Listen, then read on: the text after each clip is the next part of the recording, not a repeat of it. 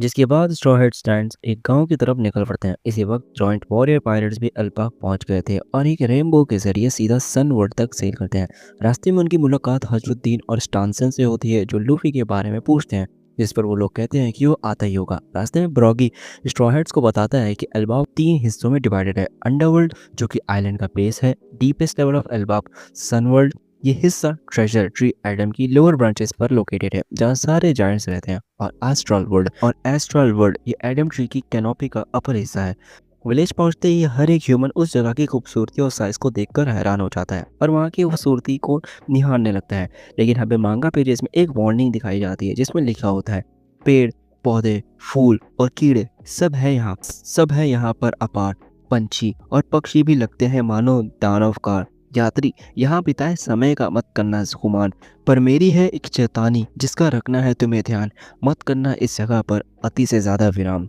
खैर, हमें 22 साल पहले का एक फ्लैशबैक दिखाया जाता है, जब ओहारा इंसिडेंट के बाद स्पेंडाइन झूठी कहानियों और वर्ल्ड गवर्नमेंट के प्रोपेगेंडा ने रॉबिन की जिंदगी नरक बना दी थी। उसने तो अपने आप को खत्म करने का भी सोच लिया था, लेकिन उसकी माँ और सॉल के लास्ट वर्ड ने उसे रोक लिया था। सॉल ने कहा था, रॉबिन, मैं जानता हूँ कि तुम इस वक्त अकेली हो, लेकिन एक दिन तुम कुछ सच्चे दोस्तों से मिलोगी, और अगर तुम कभी भी दुखी हो तो जैसे मैंने तुम्हें सिखाया था वैसे हंसते रहना, और एक दिन सब कुछ ठीक हो जाएगा। सॉल की इस बात ने रॉबिन को हिम्मत दी और उसे जिंदा रखा। प्रेजेंट में जायंट्स के साथ आए स्ट्रॉ हैट एल्बाब की ब्यूटी को देखकर मैस्मराइज हो जाते हैं।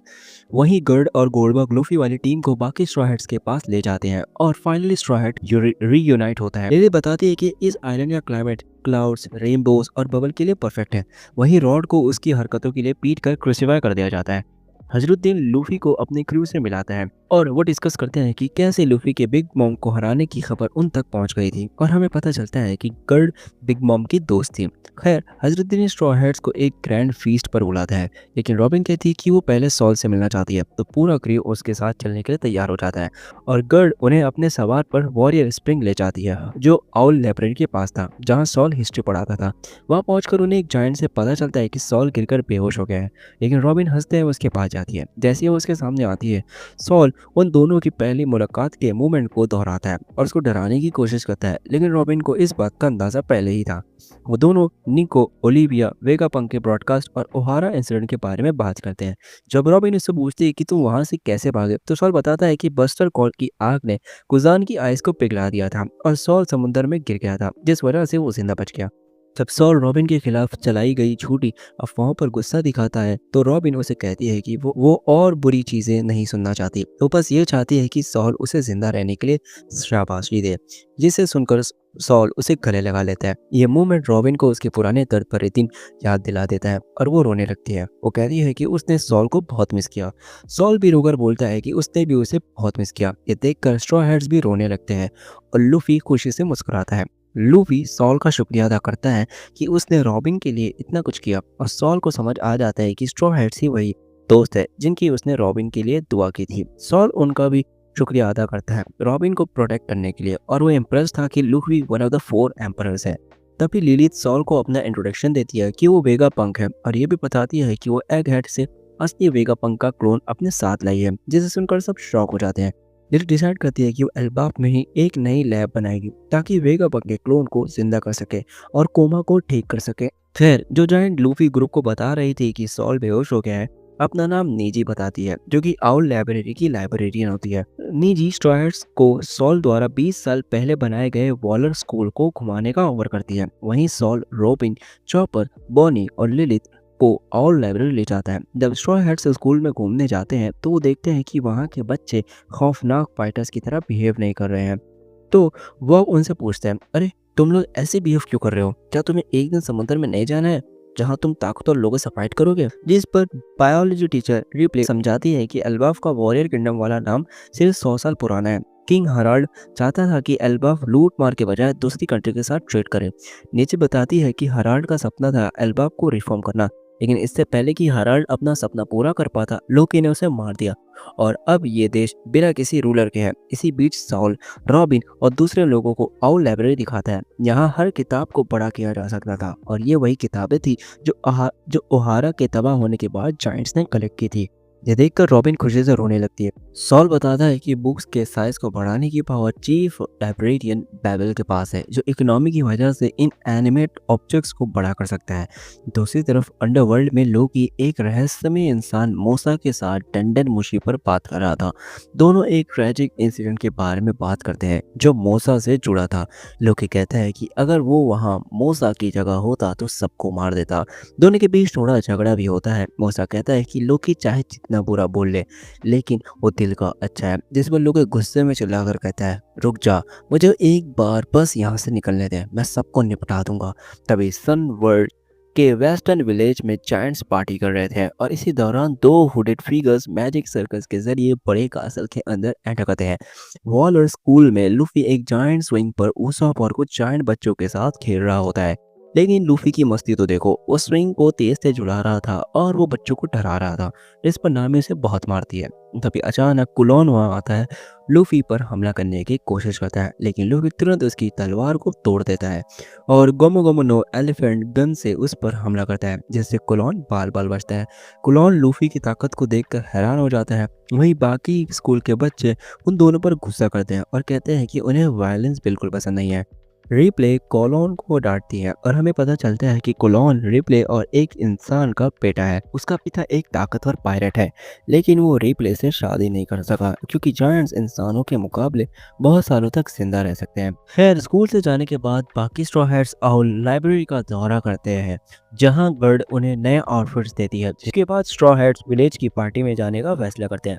वहीं लिलिथ और बॉनी आउल लाइब्रेरी में रुकने का फैसला करते हैं। दूसरी तरफ औरत कास्टल के अंदर उन दोनों हुडेड फिगर्स को जायंट गार्ड्स रोकते हैं और कहते हैं, तुम लोग यहाँ क्या कर रहे हो? हम तुम्हें कास्टल में ऐसे नहीं घूमने दे सकते। जिस पर वो हुडेड फिगर्स उन गार्ड से लोकी की लोकेशन के बारे में पूछते हैं, जिस पर वो गार्ड्स कहते हैं, लोकी, उससे तुम्हें क्या काम है? तुम्हें पता है ना, उसने हमारे राजा को मारा है, इसलिए हमने उसे कैद कर रखा है और हम उसकी लोकेशन तुम्हें नहीं बता सकते। ये जवाब सुनकर उनमें से एक हुडेड फिगर तुरंत उन गार्ड्स पर पैरेज ऑफ प्रोजेक्टाइल्स छोड़ देता है और एक गार्ड को घायल करके गिरा देता है। जिसके बाद वो डिमांड करता है, बताओ लोकी कहाँ है? दूसरी तरफ वेस्टर्न विलेज में स्ट्रॉ हेड्स जायंट के साथ एक बड़ी पार्टी में शामिल होते हैं। ये सेलिब्रेशन उनकी मदद के लिए था जो उन्होंने पहले की थी, साथ ही काइडो और बिग मॉम को हराने के लिए भी। पार्टी की भी सबसे पुराना जायंट जारुल भी वहां आ जाता है, जिसे देखकर लू भी हैरान था कि ये बंदा जिंदा कैसे है, क्योंकि उसके हेलमेट के अंदर से एक तलवार आर पार हो रखी थी। इसी वक्त रॉड वहां आ जाता है और अपनी गलतियों के लिए माफी मांगता है। वो बताता है कि उसका सपना सन गॉड बनकर पूरी दुनिया पर राज करना है। ये बात सुनकर जायंट्स के बीच बहस शुरू हो जाती है। कुछ कहते हैं कि सन गॉड का असली मकसद राज करना नहीं बल्कि लोगों को आजाद करना है। स्ट्रॉ हैट्स सन गॉड को लेकर कंफ्यूज हो जाते हैं कि वो कौन है, जिस पर जारोल उन्हें बताता है, एल्बाफ की एक पुरानी रिलीजियस किताब है, हार्ली उसके अलग अलग इंटरप्रिटेशंस हैं, क्योंकि कोई भी उसे सही से ट्रांसलेट नहीं कर पाया है। जो बात सबको पता है वो ये है कि दुनिया 2 बार पहले बर्बाद हो चुकी है और निका इन दोनों इंसिडेंट से क्लोजली जुड़ा था, पर उसका असली रोल अभी तक एक राज है। चारुल का कहना था कि हराल्ड और लोकी के आइडियोलॉजीज भी इस बात पर बेस्ड थी कि उन्होंने सन गॉड को कैसे समझा। जायंट्स बताते हैं कि लोकी के पैदा होने से लेकर आज तक एल्बाफ को सिर्फ डिस्ट्रक्शन और मिसफॉर्च्यून का सामना करना पड़ा है। लोकी के जन्म लेने से पहले एक प्रोफेसी की गई थी, जिसमें बताया गया था कि किंग हराल्ड की मौत उसके बेटे के हाथ होगी। लोकी के जन्म के बाद हॉर्स ऑफ पॉर्शियम अशूरा अचानक मर गया। लिलिन ने वॉर हीरो जोरुल को मार दिया और 1 साल बाद क्वीन भी मर गई। जब जारुल और कुछ जायंट्स ने लोकी को रोकने की कोशिश की तो जारुल के सर में तलवार घुस गई। लोकी का आतंक सिर्फ 6 साल पहले ही खत्म हुआ, जब शैंक्स ने उसे फाइनली हराया था। ये सब सुनकर लूफी डिसाइड करता है कि वो लोकी को आज़ाद करेगा और वो सीक्रेट प्रॉमिस जो लूफी और लोकी ने किया था उसमें उन दोनों ने एक डील करी थी कि लोकी उसे शैंक्स की लोकेशन बताएगा, बदले में लूफी उसे आज़ाद करेगा। इसके बाद लूफी, ज़ोरो, नामी और रॉड कास्टल की तरफ निकल पड़ते हैं, जहां उन्हें लोकी के चेन की की मिल सकती थी। लूफी की टीम ऑरट कास्टल में एंटर होती है और तुरंत नोटिस कर लेते हैं कि बाहर का एरिया रिसेंटली डैमेज हुआ है। कास्टल के अंदर जाते हुए रॉड बताता है कि लोकी ने अपने पिता और 100 वॉरियर्स को एक खूनी बैटल में मार दिया था, सिर्फ जारुल ही बचा था। फिर उन्हें हाराल्ड का पोर्ट्रेट मिलता है। रॉड कहता है कि हाराल्ड को एल्बाफ का ग्रेटेस्ट किंग माना जाता था। हाराल्ड ने अपने हॉर्न्स तोड़ दिए थे क्योंकि वो हॉर्न्स एंशिएंट जायंट के वंशज होने का प्रतीक था जो पुरानी वॉर से आए थे। रॉड ये भी रिवील करता है कि हजरुद्दीन लोकी का हाफ ब्रदर है जो रॉयल फैमिली से दूर बड़ा हुआ क्योंकि उसकी माँ एल्बाफ की नहीं थी। रॉड कहता है कि उसे हजरुद्दीन के लिए बुरा लगता है और वो उसके सपने को साकार करने पे मदद करना चाहता है। सारे जायंट्स को एक करने का सपना। अंडरवर्ल्ड में उन दोनों अंडरवर्ल्ड में उन दो हुडेड फिगर्स में एक हुडेड फिगर जिसका नाम कनकू रिवील होता है, लोकी को टॉर्चर करके मजबूर करने की कोशिश करता है कि वो गॉड नाइट्स ज्वाइन कर ले, लेकिन ये फेल हो जाती है। गंको का एसोसिएट फिगरलैंड शैमरॉक उसे रोकता है और कहता है कि मेजर से हेल्प मांगनी होगी। शैम रॉक जो गॉड नाइट्स का कमांडर है और फिगरलैंड गार्लिंग का बेटा डिक्लेयर करता है कि एल्बाफ के पावरफुल वॉरियर्स को वर्ल्ड गवर्नमेंट के कंट्रोल में लाना ही होगा, चाहे कुछ भी हो जाए। जब वो दोनों वहां से निकलने की तैयारी करते हैं, लोकी शैमरॉक से पूछता है कि वो बिल्कुल शैंक्स जैसा क्यों दिखता है, जिस पर शैमरॉक बताता है कि शैंक्स उसका यंग ट्विन ब्रदर है जो कभी मैरी जॉर्ज वापस आया था, लेकिन अपने बर्थ राइट को छोड़कर वो लोअर वर्ल्ड में सेटल हो गया। लोकी उसे धमकी देता है कि जिस तरह तूने मेरे दोस्तों को मारा है, जिस दिन मैं यहाँ से आजाद हुआ मैं तुझे मारूंगा। जिस पर शैमरॉक तुरंत अपनी स्वॉर्ड से सेराबस समन करके लोकी पर अटैक कर देता है। सेराबस के स्वॉर्ड्स लोकी को ब्रूटल तरीके से मारते हैं और गनको के पावर से बनाए गए बर्ड लाइक कॉन्स्ट्रक्ट पर वो दोनों वापस चले जाते हैं। शैमरॉक अपना अगला प्लान बताता है कि उन्हें एल्बाफ के बच्चों को कैप्चर करना होगा और वो गंका को रीइंफोर्समेंट बुलाने को कहता है। और कासल के अंदर लूफी और उसकी टीम उन दो जायंट्स गार्ड से मिलती है जो शामरॉक और गंको के विक्टिम थे।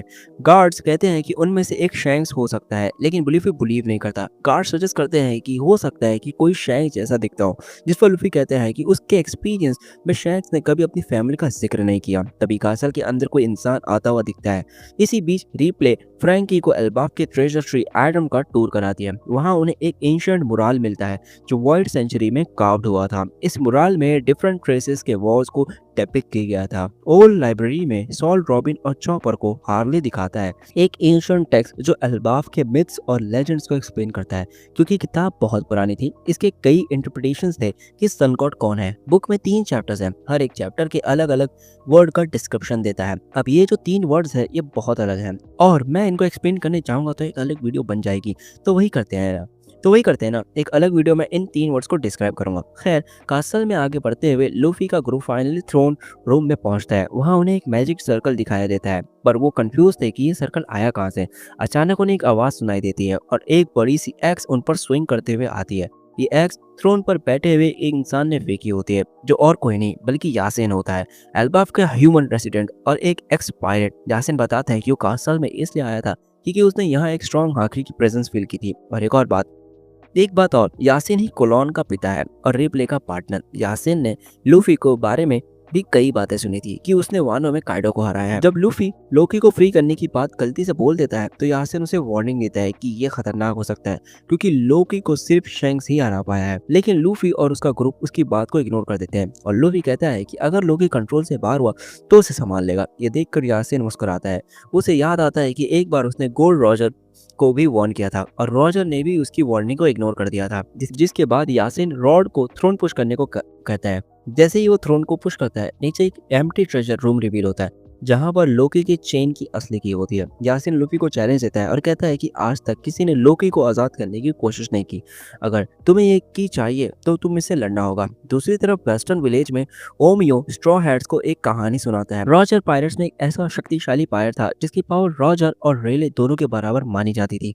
एक बार माउंटेन्स की ट्रिप पर जब रॉजर को हॉस्पिटल ले जा रहे थे, उस पायरेट ने सिर्फ 2 एक्सेस से 100 से ज्यादा पायरेट्स को हरा दिया और हर एक पेड़ को काट दिया। उस फीट के बाद उसको एक टाइटल मिला, माउंटेन ईटर। यही पायरेट एल्बाफ में 20 साल से यासिन के नाम से रह रहा है और उसकी आइडेंटिटी है the left hand man of pirate king Scopper Gaban. खैर, लूफी गाबन की छीनने की कोशिश करता है और कहता है कि वो उसे लड़ना नहीं चाहता, उसे सिर्फ की चाहिए। लेकिन गाबन उसके हर अटैक को इजीली डॉज करता है और अपनी एक्सेस एक पावरफुल विंड अटैक क्रिएट करता है जो लूफी को मार सकता था, लेकिन जोरो वक्त पर आकर उसे बचा लेता है।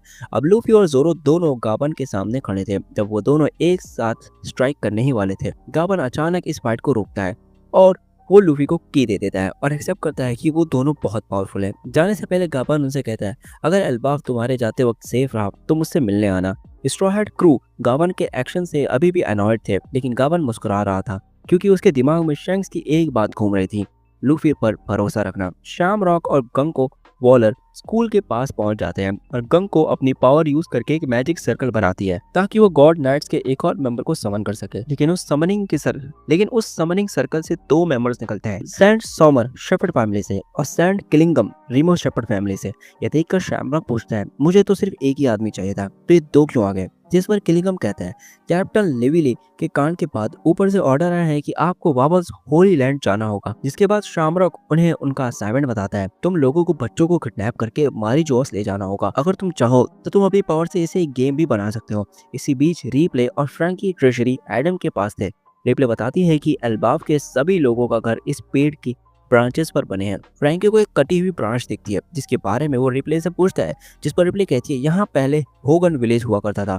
एक बार इस ब्रांच पर बिजली गिर गई जिससे आग लग गई और आग को फैलने से रोकने का बस एक ही तरीका था, ब्रांच को काट देना। एल्बाफ की बस दो ही बड़ी कमजोरियां हैं, आग और बिजली। स्ट्रॉहेड और रॉड कासल से निकल पड़ते हैं, साथ ही उन दो गार्ड्स को भी अपने साथ लाते हैं। नामी वेस्टर्न विलेज वापस जाती है जहां जायंट्स और बाकी स्ट्रॉ हैट्स पार्टी कर रहे थे। वहीं लूफी और जोरो अंडरग्राउंड के लिए निकल पड़ते हैं। सांजी देखता है कि गर्ड मिसिंग है तो वो उसे ढूंढने चला जाता है। पार्टी से थोड़ी दूर गर्ड उन गार्ड्स का इलाज कर रही होती है और सोच रही होती है कि क्या इसके पीछे रॉड का हाथ तो नहीं।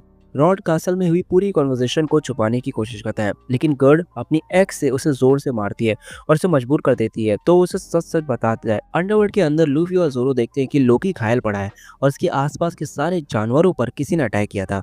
जोरो थोड़ा हेजिटेंट था उसे आज़ाद करने में, क्योंकि जायंट्स कहते हैं कि लोकी एक बहुत ही खतरनाक और मॉन्स्टर्स इंसान है। लेकिन लूफी उसे मना लेता है और वो लोग एक पैर को छोड़कर सारी स्टोन्स की चेन्स खोल देते हैं। तभी वो आसमान में देखते हैं कि न्यू जॉइंट वॉरियर पायरेट्स और सांजी अपने सवार के साथ गिर रहे थे। रॉड ने उन्हें बता दिया था कि लूफी और जोरो क्या करने जा रहे हैं। लूफी सबको गिरने से बचा लेता है, लेकिन ऊपर से गिरने का इम्पैक्ट इतना ज्यादा था कि सब लोग जख्मी हो जाते हैं। जब वो होश में आते हैं तो हजरुद्दीन लूफी को रोकता है और बोलता है कि लोकी को आजाद मत करो, वो वायलेंट और कनिंग है, वो अपने फायदे के लिए कोई भी झूठ बोल सकता है। लेकिन जोरो कहता है कि उसके लिए थोड़ी देर हो चुकी है और वो सब देखते हैं कि लोकी होश में आ चुका है और वो धीरे धीरे उठकर अपने बड़े से हैमर को उठा लेता है। दूसरी तरफ वॉलर स्कूल में सभी बच्चों पर एक बड़ा सा स्नेक मॉन्स्टर यॉर्मुंगार्डर अटैक कर देता है, लेकिन इससे पहले कि यॉर्मुंगार्डर बच्चों को चोट पहुंचाता, सॉल और प्रिंसिपल किबा जो पहले जॉइंट वॉरियर पायरेट्स का मेंबर था, वहां आकर यॉर्मुंगार्डर को हरा देते हैं। जब वो स्कूल के अंदर जाते हैं तो वो देखते हैं कि जिम टीचर वॉल्फ खून से लथपथ होता है और बहुत ही बुरी तरीके से इंजर्ड होता है। वॉल्फ बताता है कि बच्चे नींद में चल रहे थे और उन्हें जगाया नहीं जा सकता था। वो सॉल को वार्निंग देता है कि बच्चों को हाथ मत लगाना। उसके बाद आज के लिए बस इतना ही। आई होप आप सभी को वीडियो पसंद आएगी। वीडियो 20 मिनट की बन चुकी है और पिछली वीडियो में सपोर्ट नहीं है, सपोर्ट करो और मिलते हैं नेक्स्ट वीडियो में। Bye bye.